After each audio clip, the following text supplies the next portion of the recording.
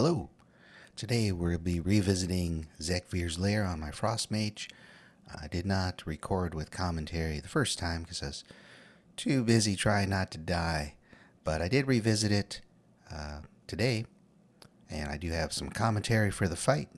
We'll talk about how we set up Bran, and we'll also take a look at the talent trees at the end. Alright, so setting Bran up as healer. The Amorphous Curio is really nice if you get the haste proc when you start combat. I will put a link up to my talent tree in the description. Another great thing to use here for this fight is to set up a counterspell focus macro, so your counterspell will go on a focus target if you have one, and you'll want to set, of course, Zekvir as your focus. That'll help a lot if you're focused on web cocoons, but you need to throw counterspell on Zekvir to interrupt the heal. In this fight, the only time you're going to be using your counterspell is to interrupt that heal. That's what it needs to be safe for.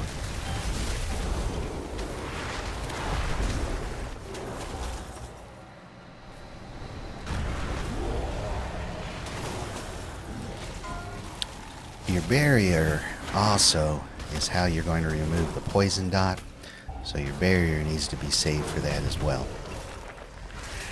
We're used to using that barrier preemptively to prevent damage, but in this case you'll want to save it for when that poison dot goes out, and then use that to remove the snare and the poison.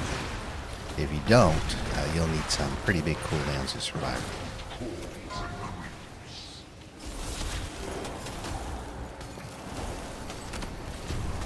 This is not so much a DPS race on Zekvir as making sure you've got enough cooldowns to handle those web cocoons, whether it's Ice Lances or Glacial Spike or Ray of Frost. That is why I take Ray of Frost in this fight, because that provides a little on-demand burst you can use on those cocoons.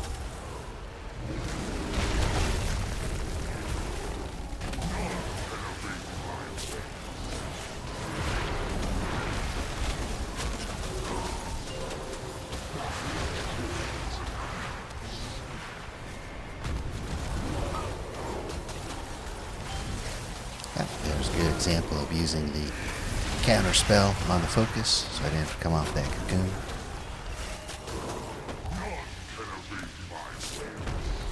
This room is not huge, and your camera can get a little squiggly, so it's best to try to keep the boss center of the room if you can, and keep your camera a little bit above. That also helps to dodge his attacks, because most of his attacks are conical, right? So you can sidestep them much easier.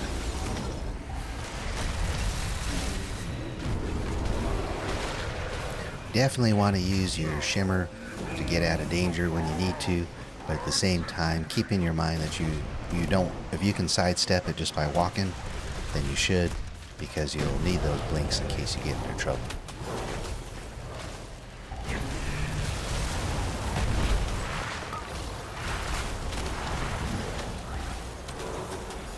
Now that is one change in his phase 2, is that when he does his fear, there's going to be 4 little points that'll eject orbs when his fear is over with, and I got hit by one just there.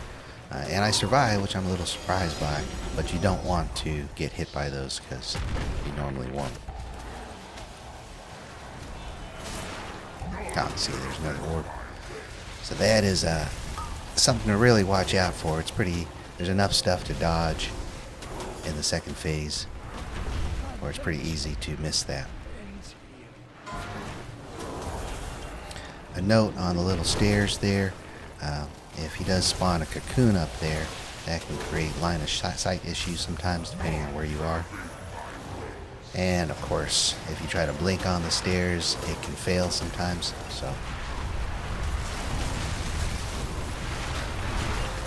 avoid that area if you can.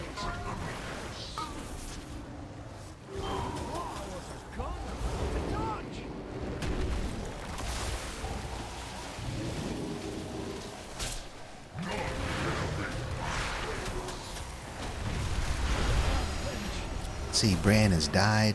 He will die kind of a lot in this last phase, which is okay. Don't try to go res him. He'll res by himself. But do take advantage of any potions that are left around, because you won't see any more till he comes back up.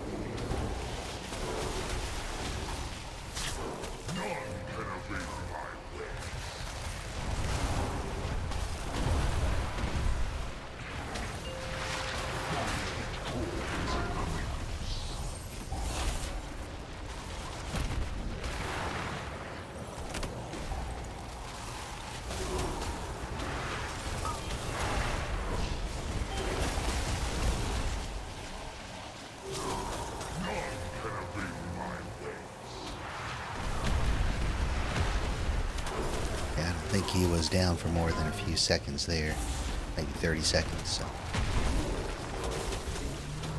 as long as you stay calm and try to take any damage you can avoid, of course, and you'll survive with that brand for a little while.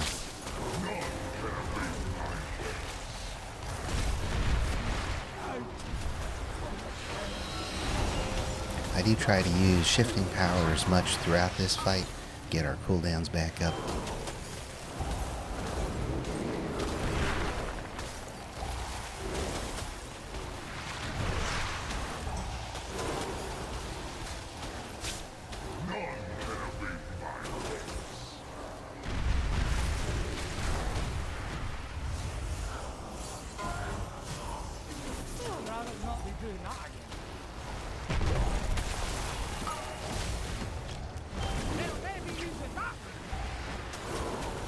The orbs that come out of his fear are pretty easy to miss, so don't feel bad if it takes a little while to get used to watching for those.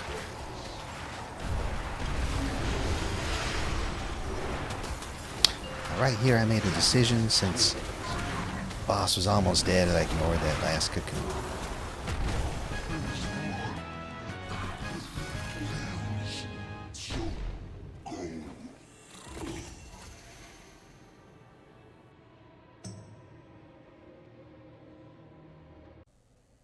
So looking over my talent build for Zekvir, the frost side is pretty standard frostfire. The only difference is we're dropping any of the death shell stuff, so we can pick up a ray of frost.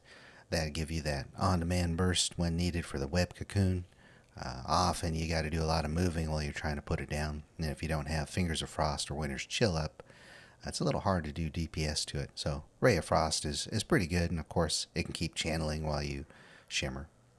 On the Mage utility side, I picked up everything that could help out my barriers, because we're leaning on those barriers pretty heavily throughout the fight to remove that poison dot. Everything else is pretty standard. So, hope you guys enjoyed the video. Look forward to posting up more content soon.